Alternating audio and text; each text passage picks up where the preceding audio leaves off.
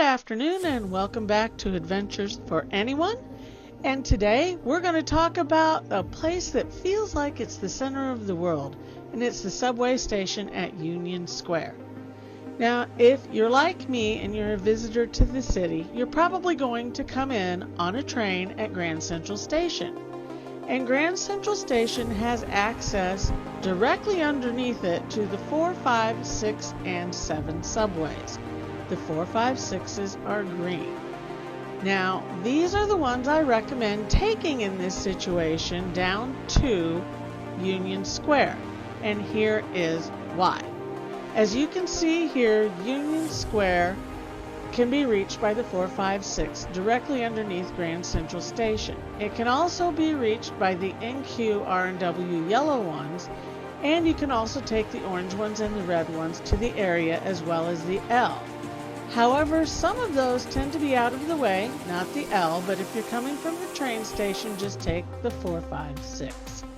And soon you will find yourself in a pretty unique subway station. I love this place.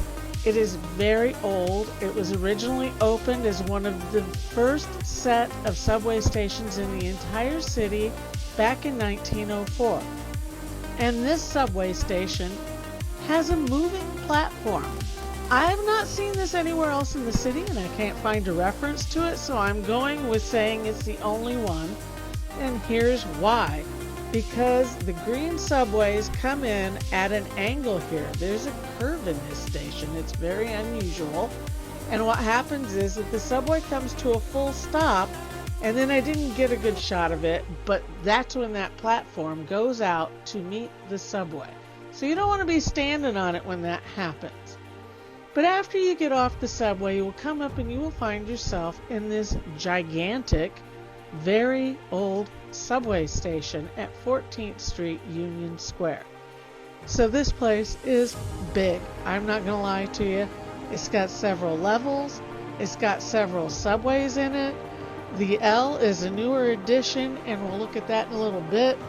It runs through east to west, whereas every other subway that comes through the neighborhood is going north and south.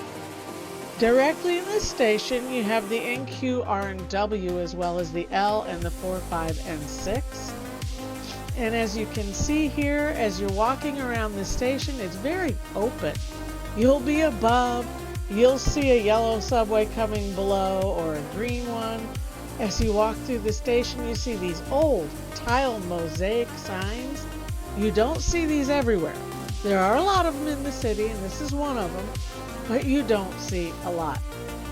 So as you're walking through the station, these are just some of the amazing things to look at.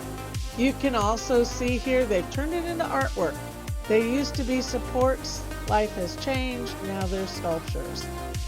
So as you walk through the station, you'll see all the access to all the different subways. And as you can see, this place is huge. And it's normally pretty crowded because it's not far from NYU. There's a lot of food and shopping here. There's a lot to do, so you will find a lot of people and college students. And here's what's above. Union Square Park and Union Square itself has got a lot going on. We've got statues, we've got the pigeons and the pigeon ladies there at times, and at the holidays, we have this amazing market. It's got like 180 vendors in and around it. You can buy just about anything there. It's absolutely beautiful. And when I was there, it was a little early in this season. It was still fall, so everything was kind of pretty. Really enjoying the day when I was down there. But there are playgrounds and places to picnic and all kinds of things in the Union Square Park, which is where this holiday market takes place. Now, all year long, you have the green market here. This surrounds Union Square in the pedestrian area. This is a farmer's market. You know, grass-fed beef, produce, but you can still get a good cup of coffee in there. But if you ever wonder, you know, how will I find my way to these things if I take the subway? Well, here's your first clue. There's the subway marker. And there it is, right in the middle of Union Square is where an entrance to the subway station is. It's not the only one, but that one you can't miss. So as I said, this is a multi-level station. When you go down to the bottom level, this is the newest subway in this station. This is the L. This runs east to west.